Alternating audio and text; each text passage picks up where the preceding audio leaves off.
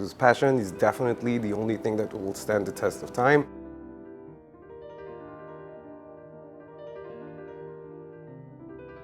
My name is Sylvain Gaillard. I'm Swiss and I'm the director of Opera Gallery in the DIFC.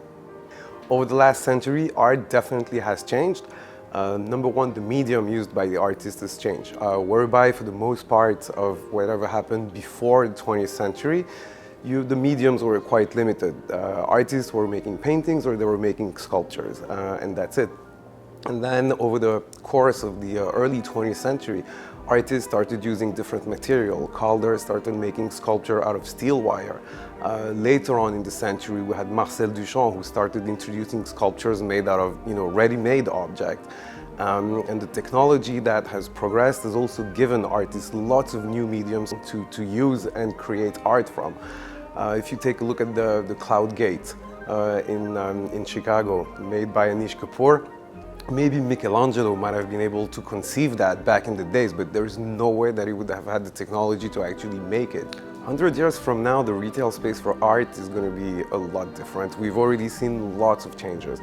So what's happening is we're seeing the rise of these mega galleries.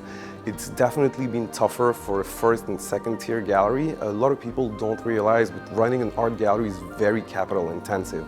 100 years from now, I would tell the person in my position to do whatever he or she is doing with passion, because passion is definitely the only thing that will stand the test of time.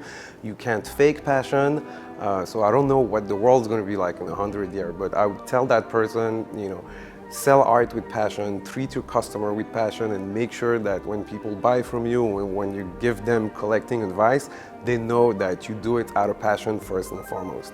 Another thing that would be good in terms of legacy is, 100 years, we're roughly talking about 3 generations, right?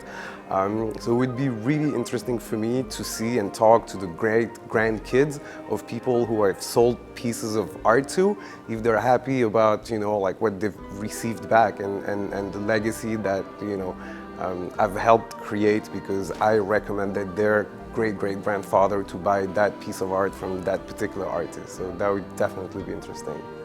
Good art always stands the test of time. I try not to look at art too much from an investment perspective. I always advise my client, buy what you love because you're going to have to live with the piece, And the emotional return you get from owning a piece of art often outweighs the financial one.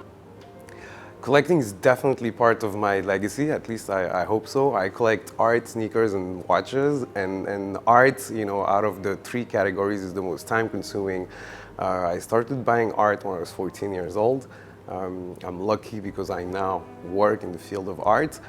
It's something that I do with passion. I don't have kids yet, but I don't think I've ever sold a piece of art that I bought. And definitely I'm trying, with my own means to put together a nice collection that's a reflection of, what I like and the artists that, that talk to me. And pass these on to my kids, that's for sure. I think it's a great thing to pass on to the next generation. Whether or not they're going to like it or choose to dispose of it, it's a different question. But I'd like to leave my kids with my small and humble art collection, that's for sure.